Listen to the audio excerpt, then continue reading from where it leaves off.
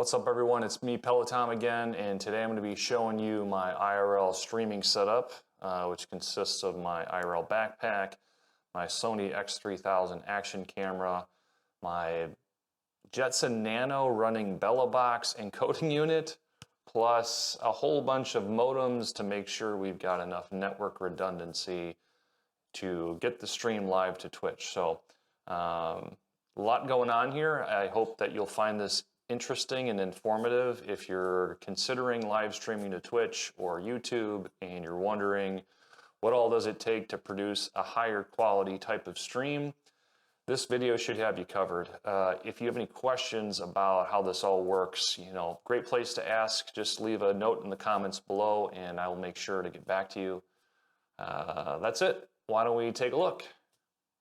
Okay guys, there's really two main components to the stream here, and the first of that is the backpack that I wear on the ride that houses all the electronics. And for that I'm using the EVOC CC 3-liter race backpack.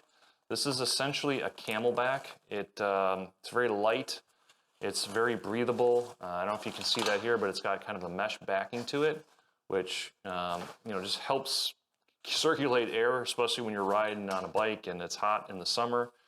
The one really nice thing about this backpack is it's got this mesh outer pocket, if you can see that there.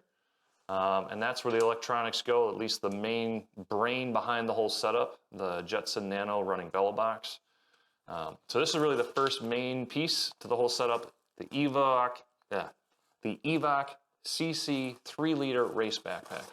Now the second main piece here to the streaming setup is the camera mount, and for that I'm using the GoPro Stuntman chest mount along with a Sony X3000 action camera. Now this action camera has optical stabilization as well as a built-in stereo mic. You got the little dead cat on this bad boy here. These are hard to come by. These days I think Sony X3000 action camera will run you about $600 US. When I got mine last year, it was about $400. They're really hard to come by these days, and I don't know if you can really buy them new anywhere. So this is really connected to the encoding unit via micro HDMI, and it's connected to the battery with a micro USB cable. That's how it stays powered. Inside the backpack, you've got 3 modems, and the first one that I'm using is the Netgear Unite Explorer modem. This is running a visible SIM. Nothing special about that. It's 4G and it's Wi-Fi. And the second one I'm using is a Verizon 8800L modem. This is running an AT&T SIM, again also connected via Wi-Fi to the Jetson Nano.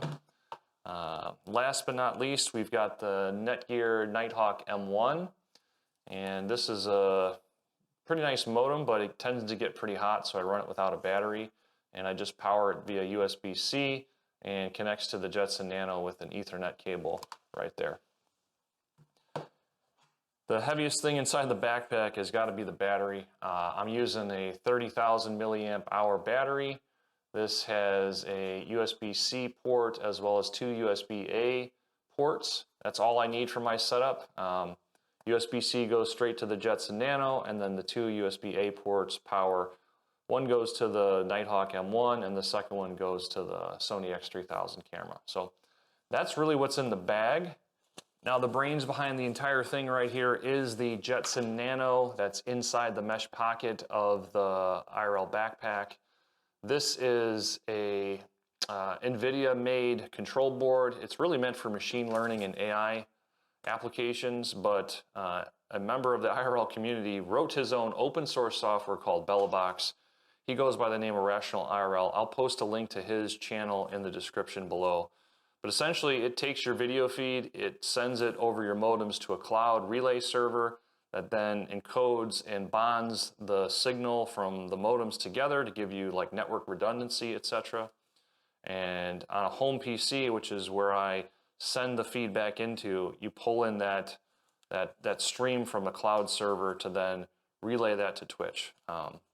So this whole setup is done via H.265 over SRT. And if you know anything about network technology, H.265 is an encoding algorithm. It's better than H.264, and SRT is better than RTMP.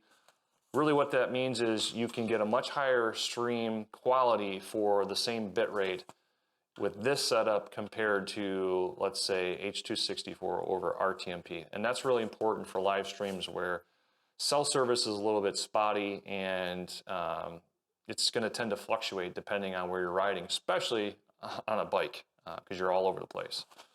So that's really kind of the main setup here. Let me put the unit on, put the backpack on, as well as the camera, and I'll show you what that looks like so you get a sense for, you know, what the heck does Tom have on his chest and back when he's riding. All right, so as far as getting all this on, it's really quite simple. Although it's two-piece, it's, you know, it's easy. The thing I like about the Stuntman GoPro mount is that it really stays stable on your chest. I've used a different backpack with like a sling strap, and I found that that was a little too wobbly, and I didn't really like that. So this is really all it takes to get the whole thing on. We're gonna put the Stuntman over my head here, slide my arms through, try to dig the strap out from behind me here, plug that sucker in.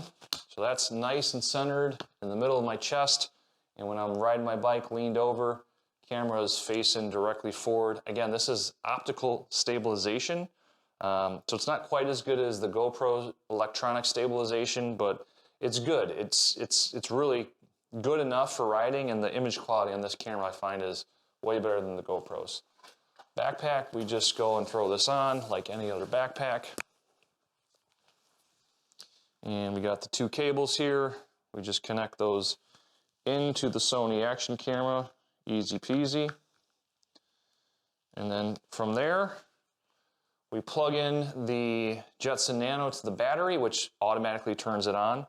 And then you log into the Jetson Nano through your phone. So long as you can get to a modem that's connected wirelessly to your phone, and it's also connected to the Jetson Nano, you can basically log into the Jetson Nano webpage, which gives you a bunch of options to change the bitrate, the encoder, the destination, etc.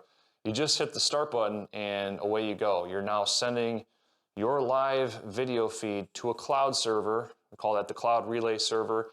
It's bonding 3 connections from your 3 modems across different cellular networks to give redundancy and higher bitrate, recompositing that image, and then you're pulling that image into your home computer or some other type of server to send that video feed to Twitch.